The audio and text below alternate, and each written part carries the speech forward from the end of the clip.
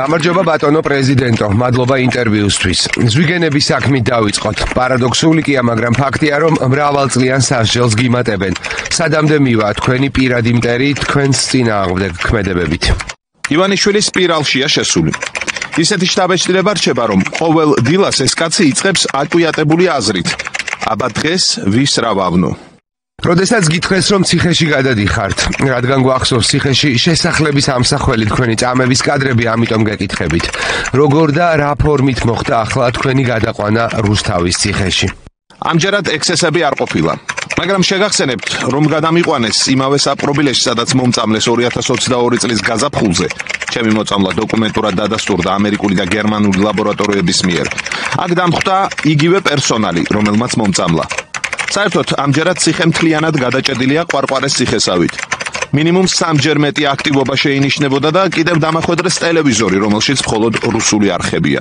პიჯაკების საქმე ოქროზოდების საქმის წინააღმდეგ. თუ ვინმე ეპარებოდა ეჭვი, რომ პიჯაკების საქმე წმიდა პოლიტიკური იყო. აბა ახლა რა სიტყვის ივანიშვილის ზვიგენების საქმეზე?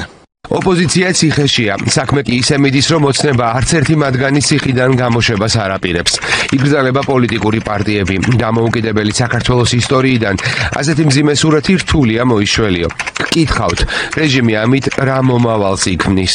გარდა პარტიების აკრძალვისა, დიქტატურა აპირებს თავისუფალი უნივერსიტეტების მოსპობას და თქვენი და სხვა ტელევიზიების დახურვასაც. გარდა ამისა, არასამთავრობო ორგანიზაციების მასობრივ კრიმინალიზაციას და მათი აქტიური წევრების დაპატიმრებას. პარალელურად დაწყებულია ბიზნესის მიტაცება. რეჟიმი განწირულია, ოღონდ გვახსოვდეს, რომ თუ კიდევ 2 წელი გასტანა ამ სიტუაციამ, ქართული სახელმწიფოებრიობა უბრალოდ გაქრება. საერთაშორისო პოლიტიკაზეც ვისაუბროთ. აზერბაიჯანი, სომხეთი, თურქეთი. ჩვენს რეგიონში მხოლოდ ჩვენ დავრჩით ყვავილების თაიგულად კუბოზე. ერთ დროს ლიდერი რეგიონის და დასავლეთის მთავარი საყრდენი ქვეყანა. მე ვამაყობ იმით, რომ საქართველო მნიშვნელოვან საერთაშორისო აქტორად ვაქციე. საქართველო იყო პოსტსაბჭოთა სივრცეში ყველაზე წარმატებული რეფორმების სიმბოლო. და ასევე ქვეყანა, რომელმაც გაუძლო რუსეთის ფართომასშტაბიან აგრესიას და გადარჩა. სწორედ ამიტომ ვისჯები მე, საქართველო არა მხოლოდ საერთაშორისო ურთიერთობებიდან გაქრა, არამედ ასეთი ტემპით, როგორც უკვე ვთქვი, მალე საერთოდ მსოფლიო რუკიდან გაქრება.